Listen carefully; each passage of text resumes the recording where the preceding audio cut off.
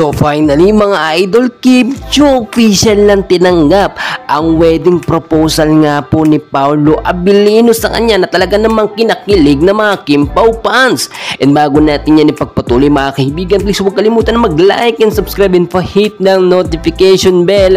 Maraming salamat po mga kaibigan. Tila hindi na ito isang scripted na teleserye lamang nagaganap, no, at tila nangyayari na nga po sa tunay na buhay ni Paolo Abilino at ni Kim Chiu. Recently kasi alam naman natin nag-propose nga po itong si Paolo Abilino at yun daw po base sa eksena. Pero sa pagkakataong ito, officially na nga po, no, hindi man nakikita ito sa TV pero may mga updates tayo nagsasabi na officially nagpo-propose na nga po or nag-propose na talaga etong si Paolo Abilino dito kay Kim Chiu. Sa mga hindi nakakaalam, may intimate relationship po talaga, no, itong si Paolo Abilino at si Kim Chiu na hindi po nalalaman ng karamihan.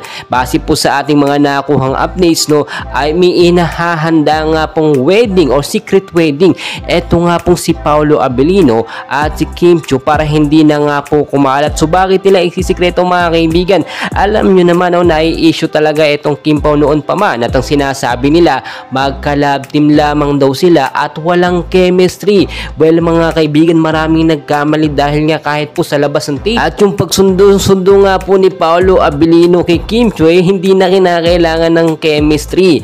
Malinaw na malinaw po yun na talagang mahal niya or pinapahalagahan niya talaga si Kim Chiu. Si Kim Chiu naman pasimple lamang yung kanyang kiligan kapag si Paolo Abilino. Ano ba naman yung makita natin silang laging magkasama sa mga events, no, sa mga taping, no. Bukod sa magka-love team sila ay magka-love team din sila sa tunay na buhay po mga kaibigan. Yung sinasabi natin na secret wedding nga po o wedding proposal ni Paolo Abilino ay posibleng maganap soon. So ang dami nating kaganapan, no. Kaya yung mga Kim Pao fans dyan, alam ko sobrang kilig na kilig kayo pero bigilan nyo dahil marami pa tayong kaganapan and updates na for sure mas magpapakilig sa inyo. So wag na wag nyo pong kakalimutan mag-like and subscribe. Maraming salamat po.